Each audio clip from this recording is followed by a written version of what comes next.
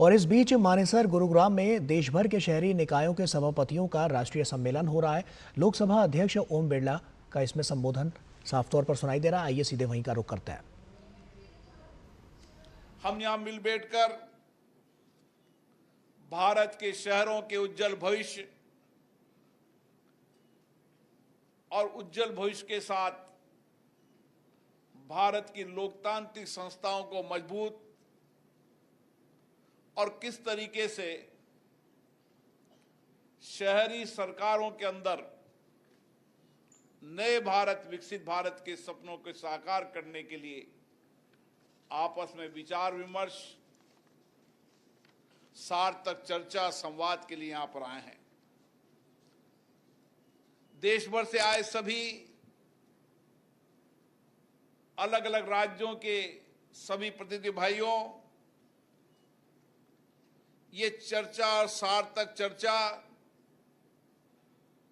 अपने अपने अनुभव, अपनी अपनी नई सरकारों के अंदर नवाचार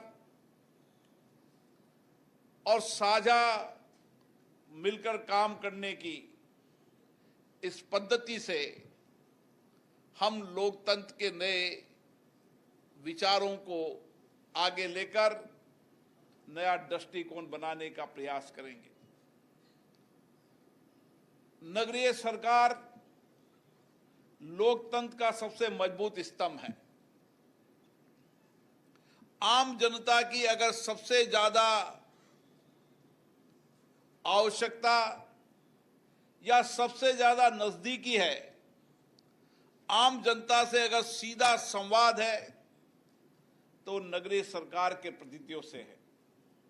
गांव के अंदर ग्राम पंचायत के प्रतिनिधियों से है।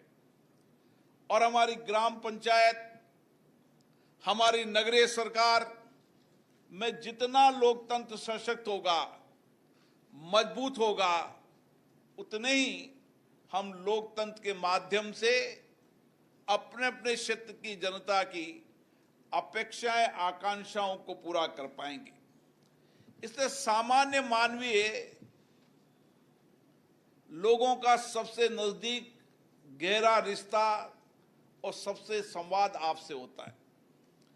और इसलिए मेरा मानना है, लोकतंत्र में जिसका सबसे ज्यादा संवाद होता है, उसको लोगों की कठिनाइयां, चुनौतियां, संकट, आपदाओं की सबसे ज्यादा जानकारी होती है।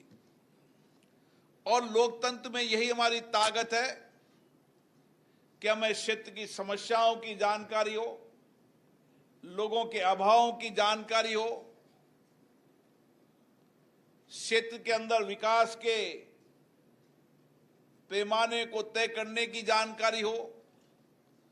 और इसके लिए हमें लगातार आपस में सभी संस्थाओं को चर्चा, संवाद करते रहना चाहिए। और दुनिया के अंदर जब प्रौद्योगिकी के नए युग की शुरुआत हुई है, तो सोशल मीडिया भी एक महत्वपूर्ण और प्रौद्योगिकी यंत्र है जिससे हमारा जुड़ाव मजबूत हो सकता है। और इसलिए एक विचार मेरे मन में आया कि जिस तरीके से लोकतंत्र की संस्थाएं हैं, चाहे ग्राम पंचायत है, चाहे नगरीय सरकार है, चाहे विधानसभाएं, लोकसभाएं, लोकसभा सर्वोच्च संस्था होने के कारण उसकी जिम्मेदारी है कि हमारी नीचे तक की इकाई में हम लोकतंत्र की कार्रवाई पद्धति को और उस सदन की कार्रवाई को, उसकी अच्छी परंपराओं को, श्रेष्ठ पद्धतियों को किस तरीके से आदर्श मापदंड बनाएं, ताकि हमारे ग्राम पंचायत के सदन, हमारे लोकतंत्र के अंदर तो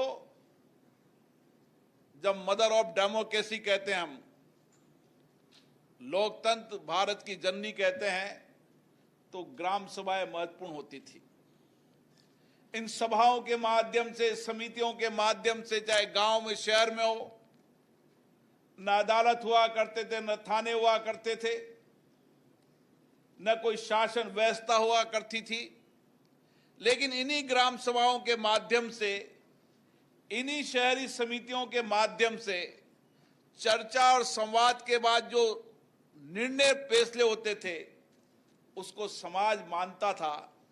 इस परंपरा के लोग भारत में रहते हैं। इसलिए हमारे व्यवहार में, हमारे कार्य में, हमारी पद्धति में हमेशा लोकतंत्र रहता है। और इसलिए जब जब भी लोकतंत्र को कुचलने का प्रयास किया, देश की जनता ने इसका जवाब दिया है। और इसीलिए हम सबकी जिम्मेदारी हो जाती है कि हम इस लोकतांत्रिक संस्थाओं को और कैसे श्रेष्ठ संस्थाएं बनाएं। जब आपको ये जिम्मेदारी मिली है, हम सबको ये दायित्व मिलता है, तो हम सब मिलकर साझे प्रयास करने की आवश्यकता है।